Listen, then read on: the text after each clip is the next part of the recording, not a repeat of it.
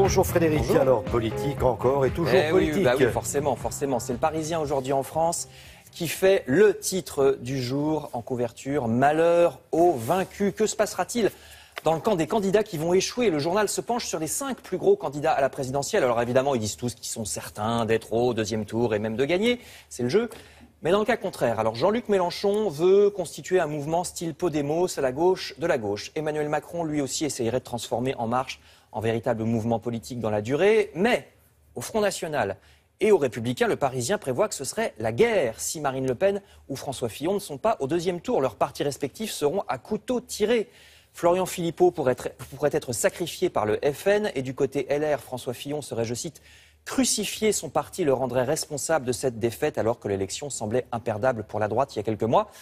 Et puis c'est sans doute au Parti socialiste que la situation est la pire. Le PS est déjà dans l'après, la défaite semble actée déjà. Écrit le Parisien, le journal se demande même si Benoît Hamon va se retirer, ce qui augmenterait les chances de Jean-Luc Mélenchon et d'Emmanuel Macron.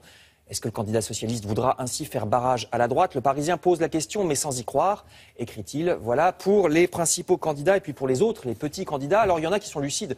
Vous lirez dans Libération un grand article sur Philippe Poutou qui dit qu'il sait très bien qu'il n'a aucune chance. Mais de toute façon, estime-t-il, les élections ne changent pas vraiment la vie des gens. L'important, ce sont les luttes sociales, c'est la lutte syndicale, les grèves. Ça, c'est le credo habituel de l'extrême gauche. En tout cas, il y a quelque chose de particulier dans cette campagne 2017, c'est que jamais elle n'a été aussi personnelle par rapport aux autres élections 2012 ou avant.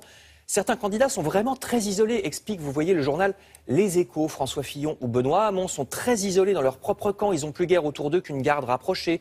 De même, Emmanuel Macron et Jean-Luc Mélenchon se sont lancés dans cette élection en aventuriers solitaires, je cite le journal. Alors ça pose un problème parce que les programmes passent un peu au deuxième plan derrière les personnalités de chacun, encore plus que d'habitude. On verra si ça change pour les législatives. Je passe maintenant à quelques bonnes nouvelles. D'abord, l'élection de Christiane Lambert, première femme élue présidente de la FNSEA, la principale fédération des agriculteurs. C'est une bonne nouvelle, pas seulement parce que c'est une femme, vous voyez ici l'article du Figaro, mais aussi parce qu'elle accuse l'Allemagne en l'occurrence, de pratiquer le dumping, c'est-à-dire, vous savez, les immenses fermes industrielles où on fabrique des produits agricoles de mauvaise qualité pour un prix dérisoire, ce qui met les agriculteurs ordinaires sur la paille. Alors pour l'instant, c'est qu'une déclaration d'intention de cette nouvelle présidente de la FNSEA. On verra si c'est suivi des faits. Article, vous le voyez, à lire dans Les Échos ou dans La Croix. Autre bonne nouvelle, de plus en plus de supermarchés arrêtent de vendre des œufs de poule en batterie. Je ne sais pas si vous regardez la provenance des œufs quand vous achetez. On peut, c'est marqué sur les paquets. On connaît les conditions épouvantables d'élevage des poules en batterie enfermées toute leur vie dans des cages minuscules. Et bien de plus en plus de supermarchés renoncent à ces produits-là. Les œufs de la marque Auchan, par exemple, abandonneront l'élevage en batterie d'ici 5 ans. C'est déjà le cas depuis longtemps de Monoprix. Il y a encore beaucoup de chemin à faire. Les 2 tiers des poules françaises sont toujours en batterie. Enfin, dernière bonne nouvelle. Alors ça, c'est vraiment incroyable. Figurez-vous, nous dit Libération, qu'on vient de découvrir qu'on peut se passer de beaucoup de produits chimiques, beaucoup de solvants très polluants. Comment? Il suffit de broyer tout simplement dans un pilon les matières utilisées, par exemple, pour fabriquer les médicaments. Apparemment, ça marche aussi bien que de les dissoudre avec ces solvants chimiques qui sont actuellement utilisés et qui sont très polluants. Il suffit de broyer, tout bêtement.